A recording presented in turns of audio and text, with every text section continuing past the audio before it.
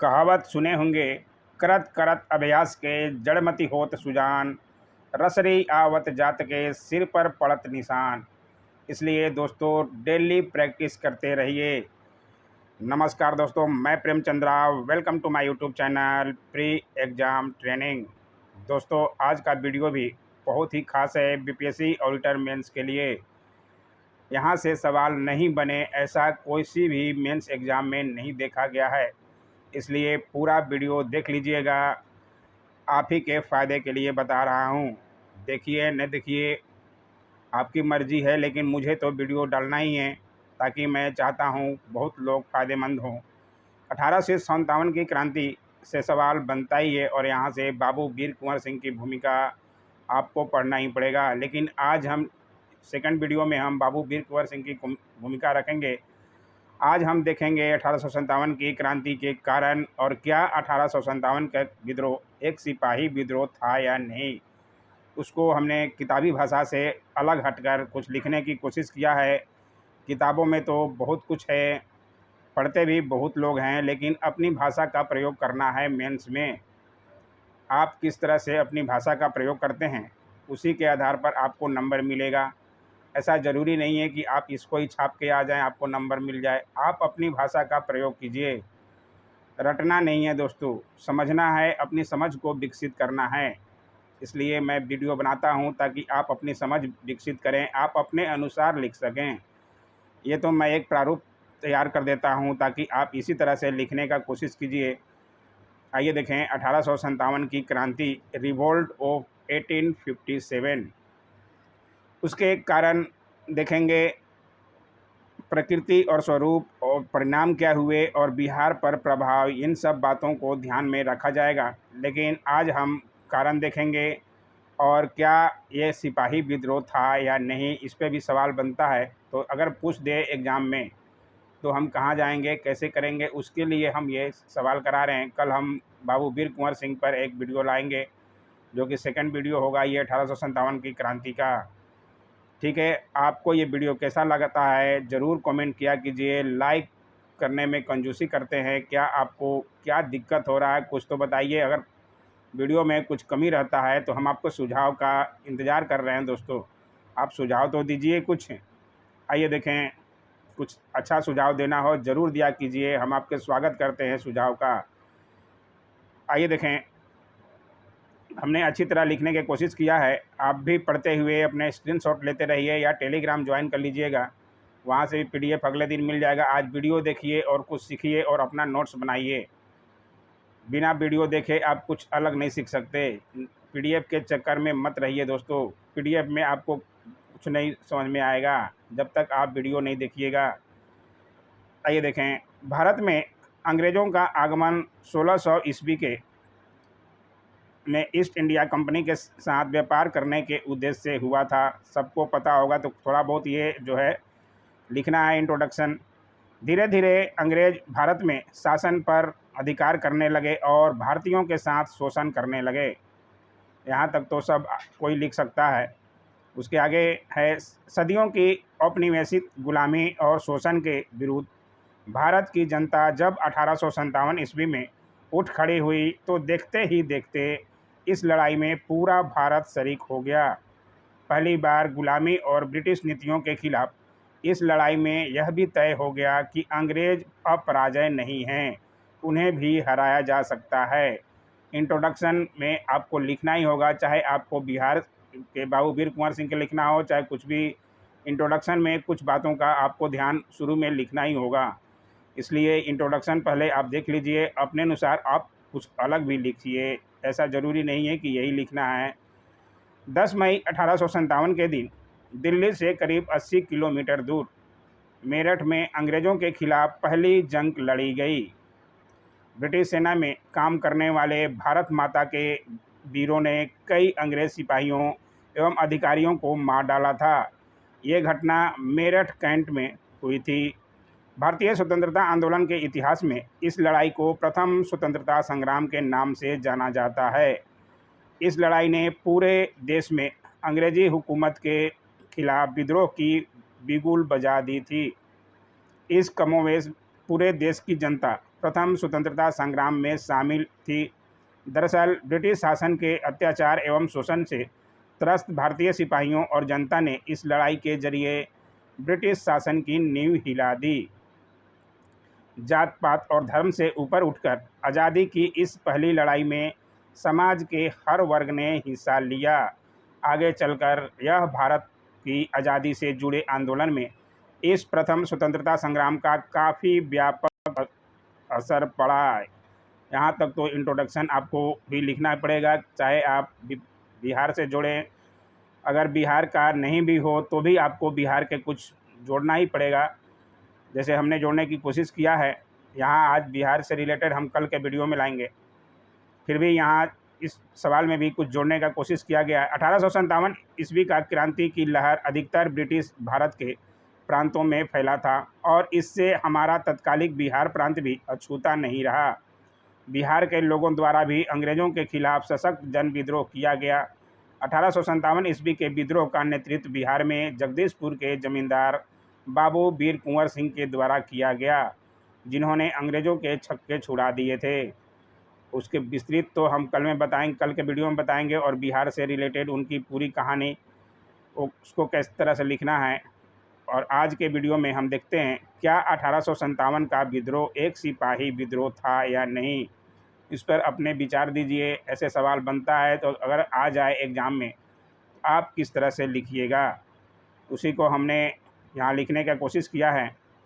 जैसा कि हम जानते हैं 1857 का विद्रोह एक सिपाही विद्रोह के रूप में शुरू होता है, जब बंगाल रेजिमेंट के सिपाहियों ने चर्बी वाले कारतूस के मुद्दे पर ब्रिटिश सरकार के खिलाफ बगावत या विद्रोह कर दिया, जिसका परिणाम स्वरूप कुछ अंग्रेज अधिकारियों जैसे सीले और लॉरेंस ने कह दिया कि 1857 का विद्रोह एक सिपाही विद्रोह था।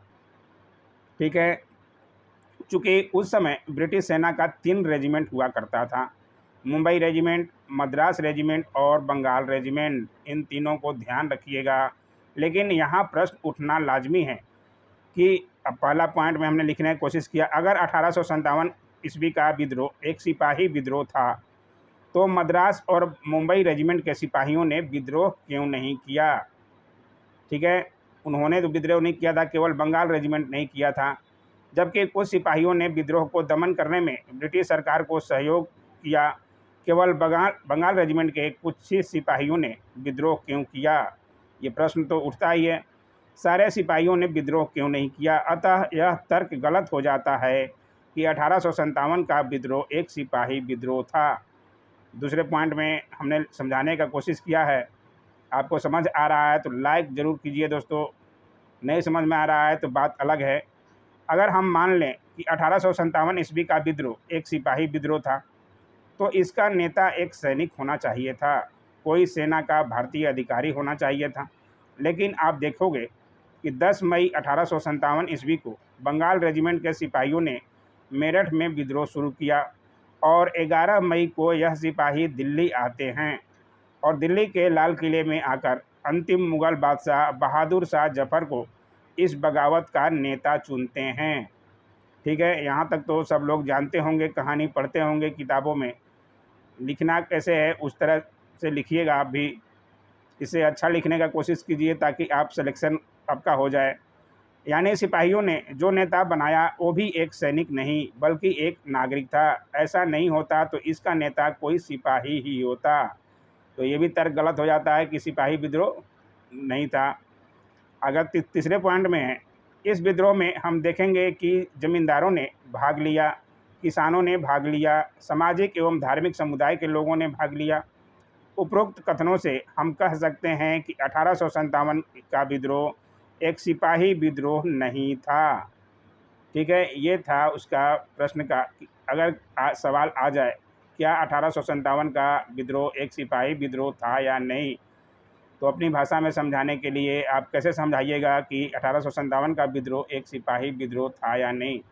इसलिए हमने ये कराया। अब देखते हैं, अब प्रश्न यह उठना लाजमी है कि अगर यह एक सिपाही विद्रोह नहीं था तो हम इसे क्या माने और इसका कारण बताओ, कारण क्या है ये बताना है। तो कारण में आपको बताना है।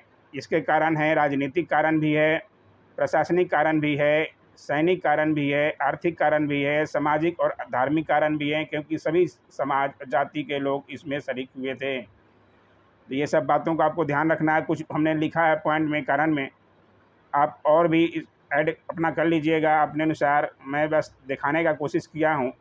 राजनीतिक स्तर पर हम देखते हैं कि 23 जून 1757 क्या हुआ था, प्लासी युद्ध, तथा 22 अक्टूबर 1764। ये पीटी एग्ज़ाम वाले भी ये डेट ज़रूर ध्यान रखिएगा। पीटी में बार बार यहाँ से सवाल बनता है के समय से, यानी प्लासी युद्ध एवं बक्सर युद्ध के द्वारा जो प्रक्रिया क्लाइव लॉयड के द्वारा शुरू किया गया था, वह प्रक्रिया धीरे धीरे मैसूर, मराठा, कर्नाटक, निजाम, अवध एवं पंजाब इन क्षेत्रों को जीत लिया, और यही सिलसिला चलता रहा। लॉर्ड डलहौजी, उनका शासनकाल 1848 से 54 तक था, के समय दूसरा एंग्लो सिख युद्ध, इस पर भी पीटी में एग्ज़ाम में बनता है, इसलिए इसे भी नोट कर लीजिएगा। खास करके एंग्लो सिख युद्ध प्रथम द्वितीय कब कब हुए थे, दूसरा का यहाँ बताया जा रहा है। एंग्लो सिख युद्ध 1848 से 49 में भी ब्रिटिश विजयी रहे, जिसका परिणाम हुआ कि हिंदुस्तान के देसी राजाओं को हटाकर इन राज्यों को समाप्त करके भारत में एक औपनिवेशिक शासन स्थापित किया गया। तो स्वाभाविक है, जो राजा महाराजा जमींदार पहले अलग अलग क्षेत्रों में शासन किया करते थे, उनमें नाराज़गी थी, उनमें असंतोष था कि हमारे देश में एक विदेशी कंपनी आकर हमको ही सत्ता से पृथक कर दिया। ये पहला कारण था।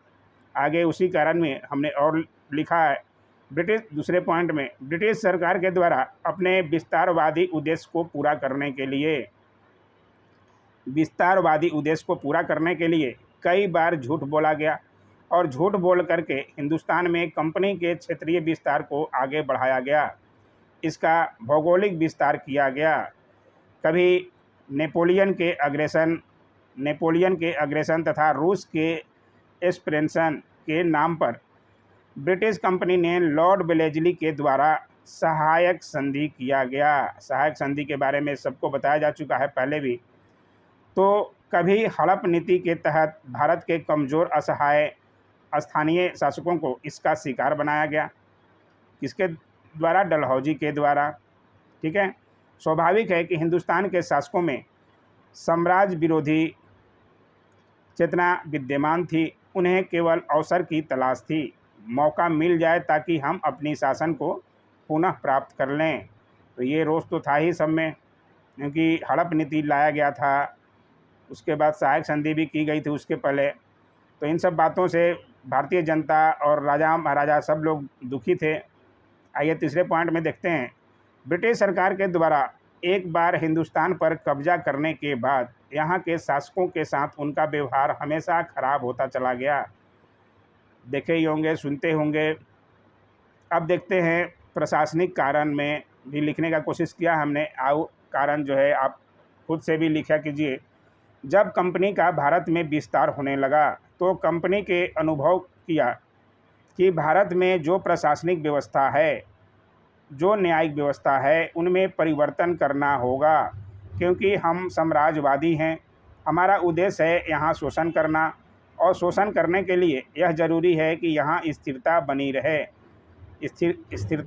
रहे, कानून व्यवस्था बनी रहे, क्योंकि जब अराजकता होगी, जब कानून व्यवस्था विफल हो जाएगा, भंग हो जाएगा, तो इस हालात में हिंदुस्तान में यहाँ के भौतिक संसाधनों का हम दोहन नहीं कर सकते। और यही वजह है कि ये कारण हुआ। वारेन हेस्टिंग के समय से ही ब्रिटिश कंपनी के द्वारा भारत में के प्रशासनिक क्षेत्र में, न्यायिक क्षेत्र में परिवर्तन की प्रक्रिया शुरू होती है। धीरे धीरे यूरोपीय सिस्टम को प्रमोट किया जा रहा है। उसके बाद लॉर्ड कॉर्नवालिस के समय सिविल सर्विसेज, पुलिस सर्विसेज, न्यायिक सेवा, राजस्व सेवा, इन सभी क्षेत्रों में परिवर्तन होता है। यह पूरी तरह से यूरोपीय मॉडल पर आधारित था। इसी के क्रम में लॉर्ड विलियम बेंटिंग, जो कि 1828 से 1835 तक का उनका समय है, के समय बेंटिंग और मैकाले के द्वारा तमाम प्रशासनिक क्षेत्रों में परिवर्तन किया गया। मैकाले की शिक्षा नीति नाम सुने होंगे। इन दोनों की वजह से भारत में आधुनिकीकरण का प्रक्रिया को शुरू किया गया।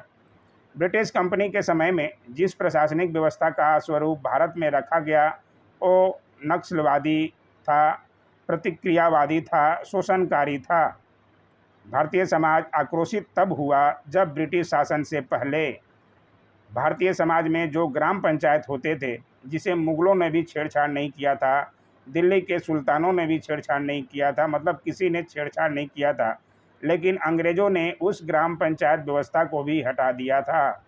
गांव में लेन देन करते रहते थे आपस में, और इसके जगह जो प्रशासनिक व्यवस्था आया वो शोषणकारी था। ध्यान रखते हुए चलिएगा, समझते हुए चलिएगा, जिसका परिणाम हुआ लोगों में असंतोष पैदा हो गया कि ये विदेशी व्यवस्था है जिसमें सहानुभूति नहीं है, जिसमें हमारे समस्याओं के प्रति संवेदनशीलता का अभाव है, जो मानवीय नहीं है, जो तार्किक नहीं है, जो चमड़ा देखकर, रंग देखकर, भाषा देखकर न्याय देता है। इसलिए 1857 का विद्रोह का ये भी एक महत्वपूर्ण कारण था। यहाँ तक हमने लिखने का कोशिश किया है, और कारण भी आप लिख सकते हैं आराम से बैठकर सोचकर। ये हमने नमूना दिया। कल के वीडियो में हम बाबू वीर कुंवर सिंह की भूमिका और बिहार पर क्या प्रभाव पड़ा 1857 की क्रांति में, वो लेकर आएंगे। वीडियो कैसा लगा ज़रूर कमेंट किया कीजिए दोस्तों। अच्छा लगे तो like, share, comment and channel को सब्सक्राइब जरूर कीजिएगा। Thanks for watching my YouTube channel.